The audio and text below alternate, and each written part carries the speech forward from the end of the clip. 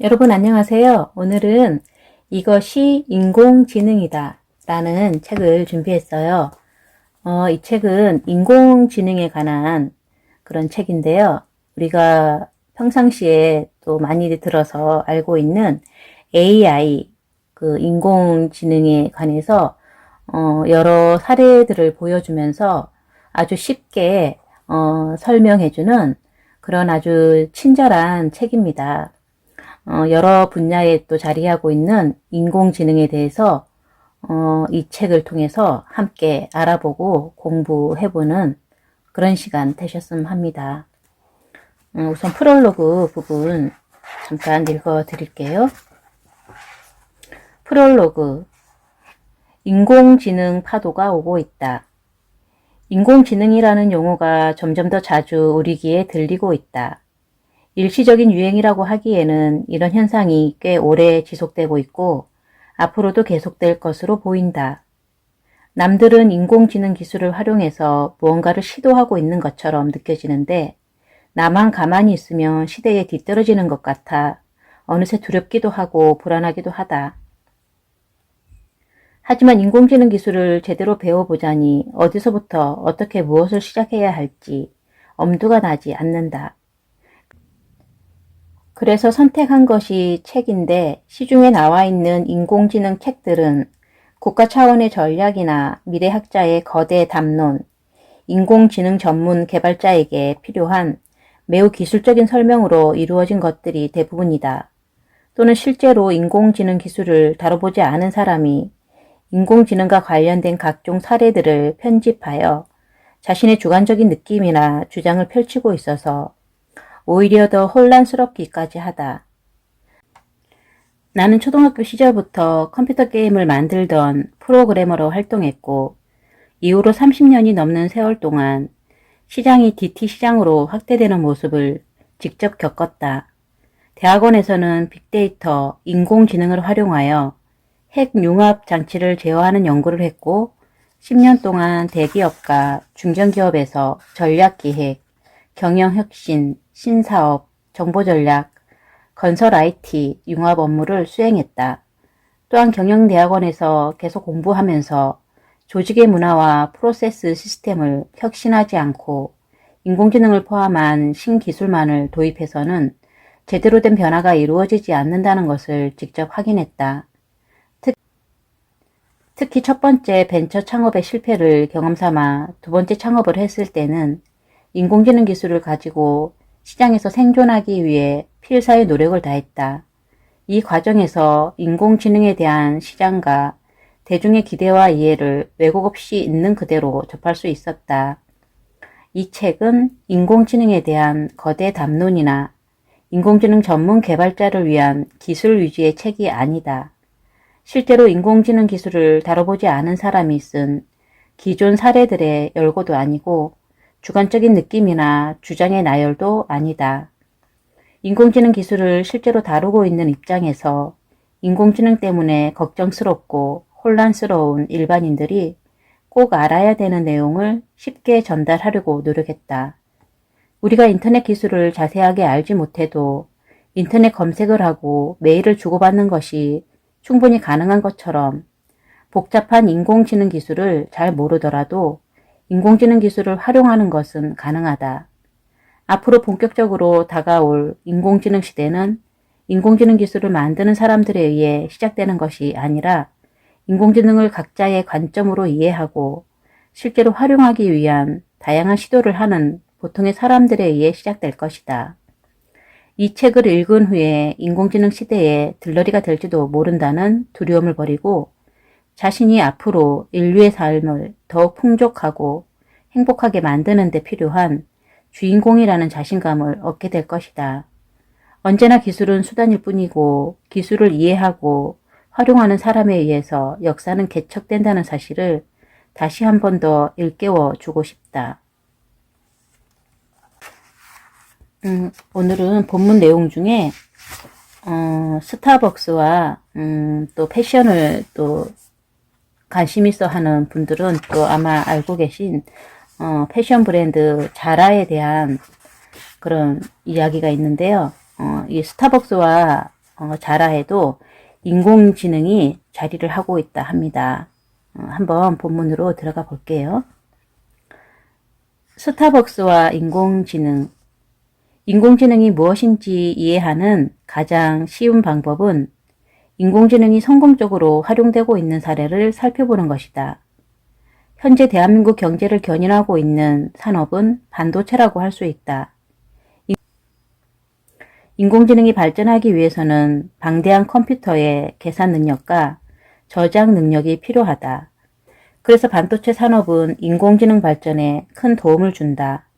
반도체 산업이 인공지능 발전에 도움을 주고 있는 것처럼 인공지능도 반도체 산업에 도움을 주고 있다.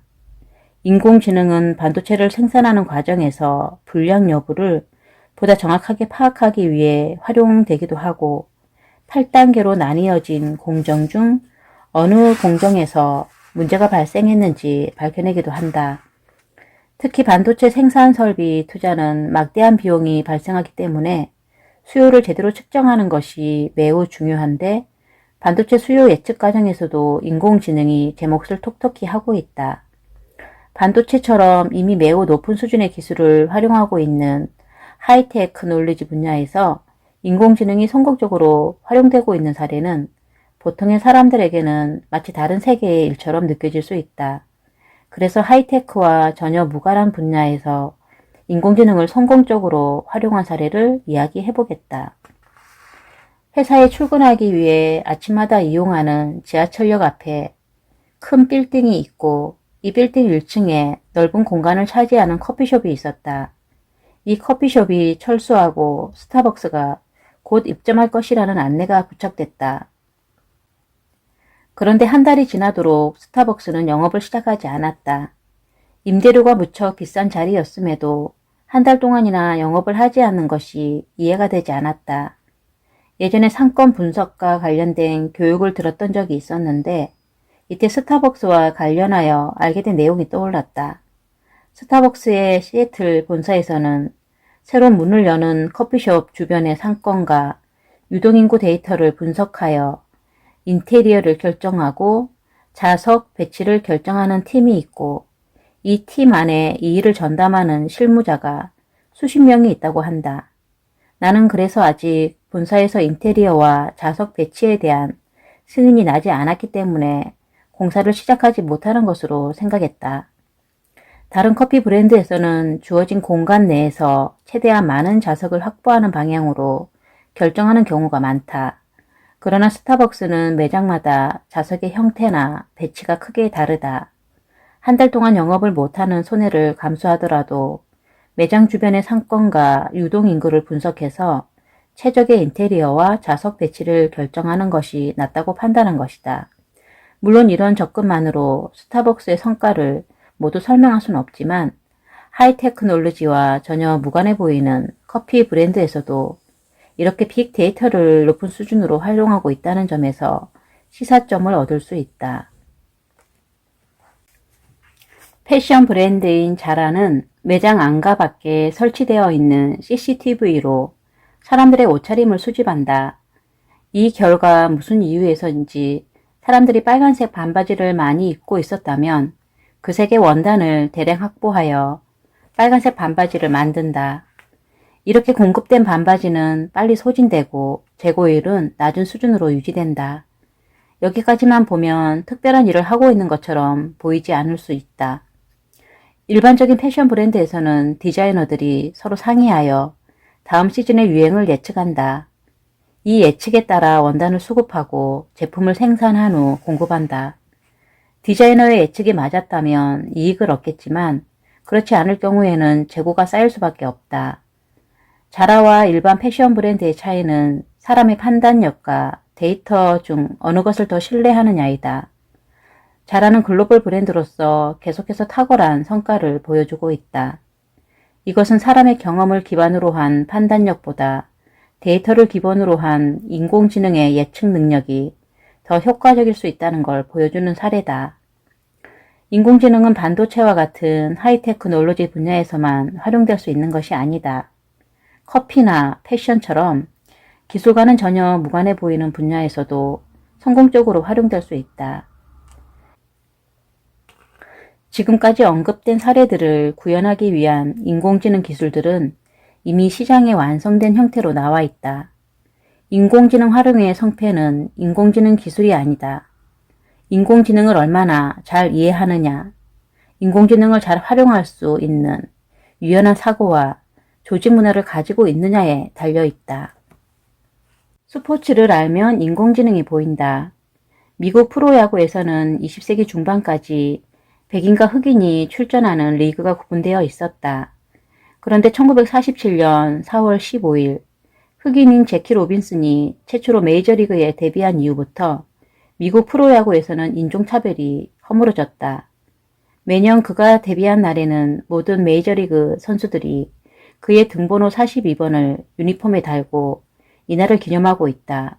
또한 수석 발레리나도 항상 백인의 차지였지만 2015년 6월 30일에 열린 아메리칸 발레 시어터 창단 기념 공연에서는 최초의 흑인 수석 발레리나인 미스티 코플랜드가 공연을 했다.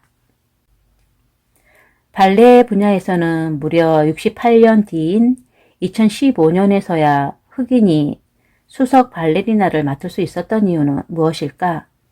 제일 교포들이 일본 사회에서 크고 작은 차별을 겪을 수도 있었을 텐데 일본 프로야구에서 크게 성공한 선수들이 많은 이유는 무엇일까? 바로 객관적인 데이터가 있기 때문이다. 스포츠에서는 어떤 선수가 팀 승리에 도움이 되는 선수인지 아닌지를 객관적인 정보를 가지고 판단할 수 있기 때문에 다른 분야보다 인종차별 등과 같은 문제가 더 빨리 극복되었다고 볼 수 있다.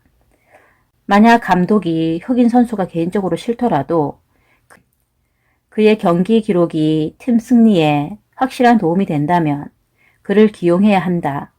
하지만 발레는 어떤 무용수가 훌륭한지 그렇지 않은지를 데이터를 기반으로 판단하기 어렵기 때문에 권위자의 판단과 편견에 영향을 받을 수밖에 없다. 과거에는 스포츠 선수와 관련한 정보는 스포츠 분야의 전문가에 의해 선별된 인포메이션이었다. 하지만 최근에는 빅데이터를 기반으로 새로운 관점의 통계나 인공지능을 활용하여 선수가 팀 승리에 기여하는 정도와 향후 성장 가능성 등을 보다 정확하게 판단하고 예측할 수 있다. 스포츠는 승패의 기준이 명확하다. 매일 또는 매주 경기가 열리고 시즌마다 우승팀과 순위가 정해진다. 스포츠의 이런 특성은 인공지능의 성능을 검증하기에 매우 좋다. 인간이 번역한 내용과 인공지능이 번역한 내용 중에서 어떤 번역이 더 자연스러운지를 판단하는 경우를 생각해보자. 자연스러운지 아닌지는 매우 주관적인 판단이기 때문에 인공지능이 실제로 번역을 더 잘했는지 판단하기가 매우 어렵다. 하지만 스포츠는 아주 명확한 기준에 따라서 승패가 결정되고 각각의 선수들이 팀의 승패에 얼마만큼의 기여를 했는지도 비교적 객관적으로 계산할 수 있다. 금융 분야에 인공지능이 적용된 경우를 생각해보자. 통제된 변수만을 가지고 금융 분야에서 성과가 개선되었는지 판단하기는 매우 어렵다. 생각지도 못한 수많은 변수들이 직간접적인 영향을 충분히 줄 수 있기 때문이다. 반면에 스포츠 경기에서 모든 선수들이 이기기 위해 최선을 다하고 승부 조작이 없으며 상대팀의 사인을 훔치는 등의 반칙을 하지 않는다는 가정을 한다면 상당히 잘 통제된 변수들 내에서 인공지능이 판단과 예측을 할 수 있다. 또한 교육 분야에 인공지능이 적용되었다면 인공지능이 효과가 있었을지 확인하기 위해서 교육을 받은 세대가 다음 기성세대가 될 때까지 약 20년을 기다려야 한다. 하지만 스포츠에 인공지능이 적용될 경우에는 매 경기마다 승패가 결정되고 시즌마다 우승팀이 나오기 때문에 상대적으로 빠른 주기로 인공지능의 성능을 검증할 수 있다. 의료 분야의 경우에는 사람의 목숨이 걸려있기 때문에 인공지능 적용을 신중하게 해야 한다. 하지만 스포츠 분야에 인공지능을 적용한 결과가 기대에 못 미친다고 해서 감당할 수 없을 만큼 큰 문제가 발생하는 건 아니다. 따라서 스포츠 분야에서는 인공지능을 상대적으로 적은 부담으로 가지고 캐주얼하게 적용해 볼 수 있다는 장점이 있다. 알파고도 원래는 금융과 에너지 분야에서 범용적으로 활용하기 위해 구글이 개발했던 인공지능 플랫폼이었다. 하지만 금융 에너지 분야에서는 인공지능이 효과가 있다는 것을 명확하게 보여주기가 쉽지 않았고 인공지능을 검증하는 데 필요한 시간도 무척 길었다. 그래서 스포츠 분야인 바둑으로 방향을 돌려서 이세돌 구단과 커제 구단을 완파하는 성과를 거두었던 것이다. 바둑이 스포츠인지 의아스러운 사람이 있을 수도 있다. 북경 아시안 게임에서는 바둑이 정식 종목이기도 했는데 바둑을 예술이자 도라고 생각하는 사람도 많지만 명확한 기준에 따라 승패를 결정한다는 점에서 스포츠적인 요소가 포함되어 있는 것은 분명하다. 스포츠 분야에서 인공지능 솔루션이 개발되고 검증된 후 스포츠가 아닌 다른 분야로 확대되는 사례가 많다. 스포츠는 인공지능의 가장 좋은 놀이터이고 활용되는 수준이 가장 높은 분야다. 그래서 인공지능이 스포츠 분야에서 어떻게 활용되고 있는지 관심을 갖고 지켜본다면 큰 통찰력을 얻을 수 있을 것이다.